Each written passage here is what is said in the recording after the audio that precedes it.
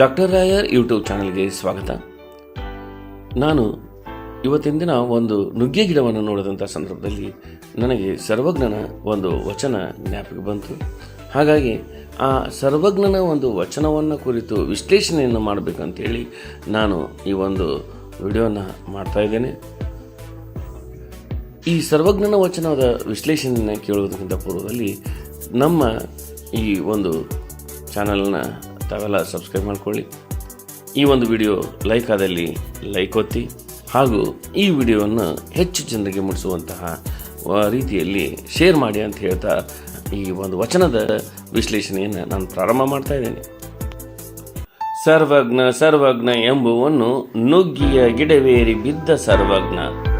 ಈ ಒಂದು ವಚನದಲ್ಲಿ ಸರ್ವಜ್ಞ ತನ್ನ ಒಂದು ಜ್ಞಾನದ ಕುರಿತು ತಾನೇ ಹೇಳಿಕೊಂಡಿರುವಂಥದ್ದು ಬಹಳ ವಿಶೇಷವಾಗಿದೆ.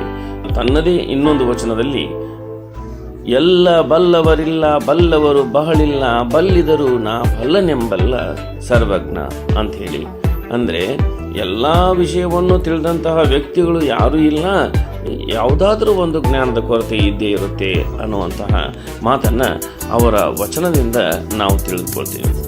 ಅದೇ ರೀತಿಯಲ್ಲಿ ಇವರು ತಮ್ಮನ್ನು ಕುರಿತು ತಾವು, ತಮ್ಮಲ್ಲಿರುವಂತಹ ಜ್ಞಾನವನ್ನು ಕುರಿತು ತಾವು ಹೇಳಿರುವಂತಹ ಈ ಒಂದು ವಚನ ನಿಜವಾಗಿಯೂ ಅವರ ಒಂದು ಶ್ರೇಷ್ಠತೆಯನ್ನು ಬಿಂಬಿಸುವಂತಹ ಒಂದು ವಚನ ಆಗಿದೆ ಅಂತೇಳಿ ಹೇಳ್ಬೋದು. ಯಾಕೆಂದರೆ ತನ್ನಲ್ಲಿ ಒಂದು ಕೊರತೆ ಇತ್ತು ಅನ್ನುವಂತಹ ಅಂಶವನ್ನು ಅವರು ಇಲ್ಲಿ ಒಪ್ಪಿಕೊಂಡ ರೀತಿಯಲ್ಲಿ ಬರೆದಿರುವಂಥದ್ದನ್ನು ನಾವು ಕಾಣ್ತೀವಿ. ನುಗ್ಗಿಯ ಗಿಡ ಹಳ್ಳು ಅನ್ನುವಂಥದ್ದು ಸಾಮಾನ್ಯವಾಗಿ ಎಲ್ಲರಿಗೂ ಅರ್ಥ ಅಂಶ. ಆದರೆ ಸರ್ವಜ್ಞ ಇಲ್ಲಿ ಆ ನುಗ್ಗಿಯ ಗಿಡವನ್ನೇ ಏರಿ ಅದು ಮುರಿದು ಸರ್ವಜ್ಞ ಕೆಳಗೆ ಬೀಳ್ತಾನೆ. ಸರ್ವಜ್ಞ ಅಂತ ಹೇಳಿ ಹೇಳ್ಕೊಳ್ಳುವಂತಹ ಒಬ್ಬ ವ್ಯಕ್ತಿ, ಅಂದರೆ ಎಲ್ಲವನ್ನೂ ತಿಳಿದಂಥವನು ಅನ್ನುವಂತಹ ವ್ಯಕ್ತಿ ಆ ಸಾಮಾನ್ಯ ಒಂದು ನುಗ್ಗಿಯ ಗಿಡವನ್ನು ಏರಿ ಕೆಳಗೆ ಬೀಳಬೇಕಾದಂತಹ ಪ್ರಸಂಗ ಇಲ್ಲಿ ಒದಗಿ ಬರ್ತಾ ಇದೆ.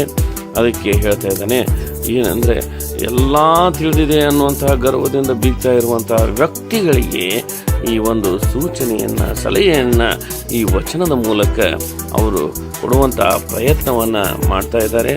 ಏನಂದರೆ, ಎಲ್ಲ ತಿಳಿದಿರುವಂತಹ ವ್ಯಕ್ತಿಗಳು ಯಾರೂ ಇಲ್ಲ, ಎಲ್ಲಾದರೂ ಒಂದು ಕಡೆಗೆ ಅವರು ಯಾವುದೇ ಒಂದು ವಿಷಯವನ್ನು ತಿಳ್ಕೊಳ್ಳೋದು ಅವರಲ್ಲಿಂದ ಸಾಧ್ಯ ಆಗಿರುವುದಿಲ್ಲ ಅನ್ನುವಂಥ ಅಂಶವನ್ನು ಈ ವಚನದ ಮೂಲಕ ಮುಟ್ಟಿಸುವಂತಹ ಪ್ರಯತ್ನವನ್ನು ಸರ್ವಜ್ಞ ಮಾಡಿದ್ದಾರೆ ಅಂತೇಳಿ ನಾ ಹೇಳ್ಬೋದು.